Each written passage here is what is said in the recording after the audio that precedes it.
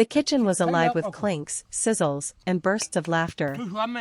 Chaba stood over the stove, stirring a pot of fragrant stew so rich that even the curtains seemed to lean in for a sniff. Dudukwi danced between the counter and the oven, wielding a wooden spoon like a conductor's baton. Imor was busy at the chopping board, sending perfect slices of carrots and peppers into the air with a flourish, while Jock kept sneaking little tastes, only to get caught and scolded with mock sternness. "Hey, save some for the rest of us." Chaba laughed, handing Jock a piece of warm bread anyway. Dudukwi sprinkled herbs into the stew, the fresh scent of basil and thyme filling the room. They worked in a happy rhythm, passing spices, telling stories, and breaking into spontaneous song. Every dish was a masterpiece in the making, a golden roast shimmering in the oven, a colorful salad bursting with freshness, and the slow-cooked stew bubbling like a promise of warmth. By the time the table was set, it wasn't just dinner, it was a celebration of friendship, flavor, and the kind of joy you could taste with every bite. The evening began with a burst of laughter before the first onion was even peeled. Chaba, wearing an apron that said "Queen of the Kitchen" in faded gold letters, clutched a wooden spoon like a royal scepter.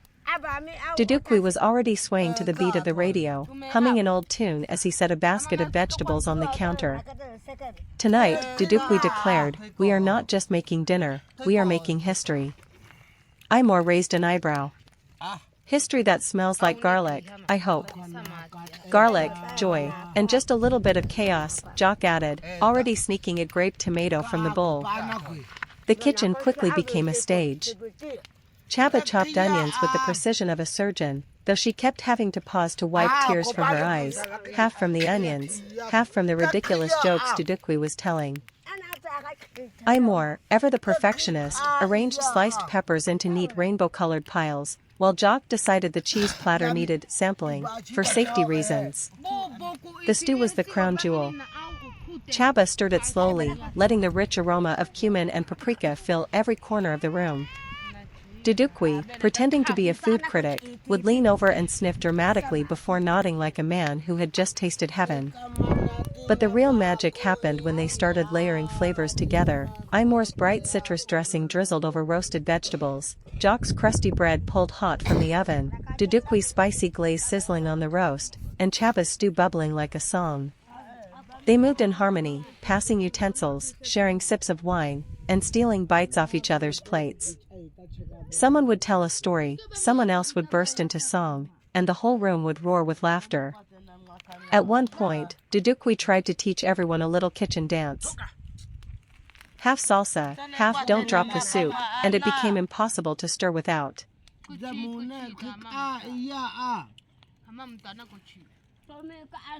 Hadzabe music, the ancient soundtrack of survival, spirit, and community. The Hadzabe people of northern Tanzania are one of the last remaining hunter-gatherer tribes in the world. Living near Lake Eyasi, they maintain a way of life that has remained largely unchanged for thousands of years. Central to their cultural identity and community life is music, a powerful, expressive tradition that brings the tribe together and connects them with nature, their ancestors, and each other. The role of music in Hadzabe life. For the Hadzabe, music is not a separate art form, it's woven into daily life. Unlike modern societies where music may be confined to concerts, recordings, or entertainment venues, Hadzabe music is functional, spiritual, and communal.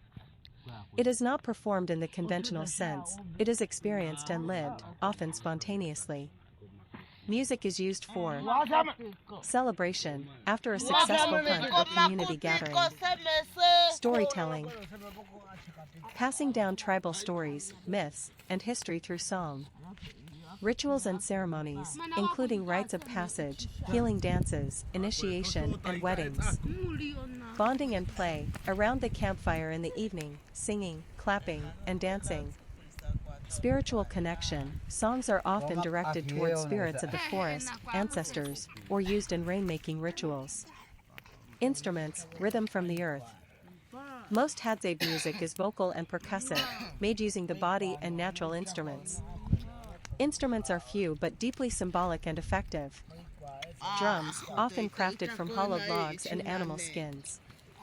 Used for rhythm in group dances and ceremonies. Gourds and shakers, filled with seeds or pebbles to create percussive textures. Hand clapping and body stomping, a fundamental part of rhythm making, often performed by everyone present. Wooden flutes and bows, rare but used occasionally for melodic lines, sometimes mimicking bird calls or forest sounds. Despite the simplicity of tools, the music is rich, layered, and emotionally resonant, creating an immersive experience that resonates through the open bush. Music is oral tradition and education. In the absence of written language or recorded archives, music is the Hadzabe's living memory. Songs serve as oral textbooks, teaching how to track animals, what plants are edible or medicinal, tribal history and legends, behavioral codes and social expectations. Children learn by watching and participating, absorbing rhythm, language, and cultural meaning from a young age. This ensures that traditional knowledge is passed from one generation to the next in an engaging and unforgettable way. Dance, the movement of spirit and joy. Hadzabe music is almost always accompanied by dance.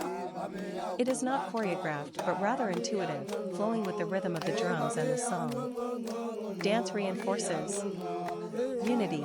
Everyone joins in, elders, women, children. Energy release. After a long hunt or ceremony. Spiritual engagement, used in trance or healing rituals. The atmosphere during.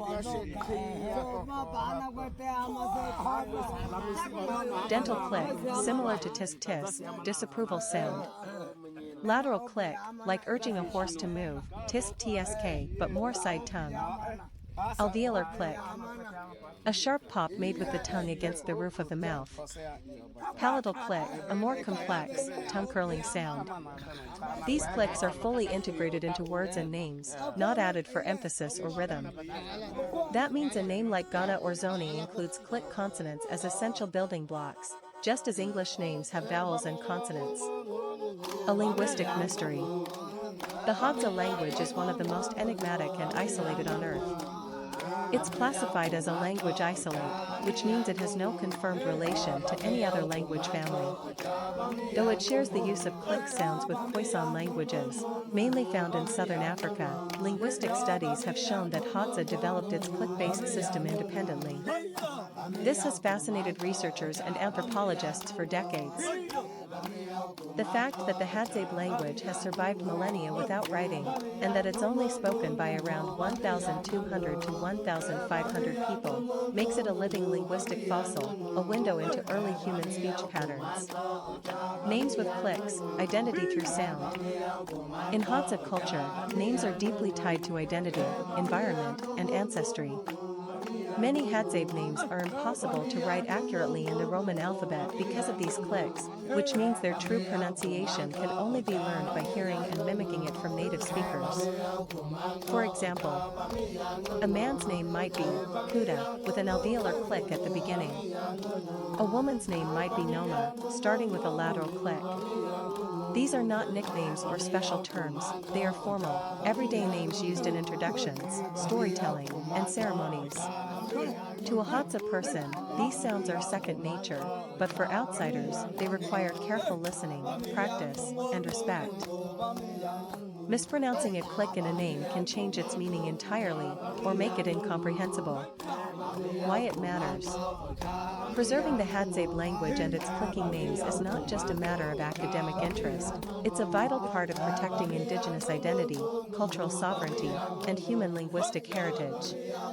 In a world where thousands of languages are going extinct due to globalization and assimilation, the Hadzabe language stands as a symbol of resilience and continuity. Their click-based names and spoken traditions represent an unbroken line to some of the earliest human communication systems. A living link to our origins. Some anthropologists believe that click languages like Hadzabe may be among the oldest spoken languages on Earth, potentially dating back to the time of the first modern humans in East Africa. That makes every name, every conversation, and every Hadzabe story told in their native language a living echo of our human roots.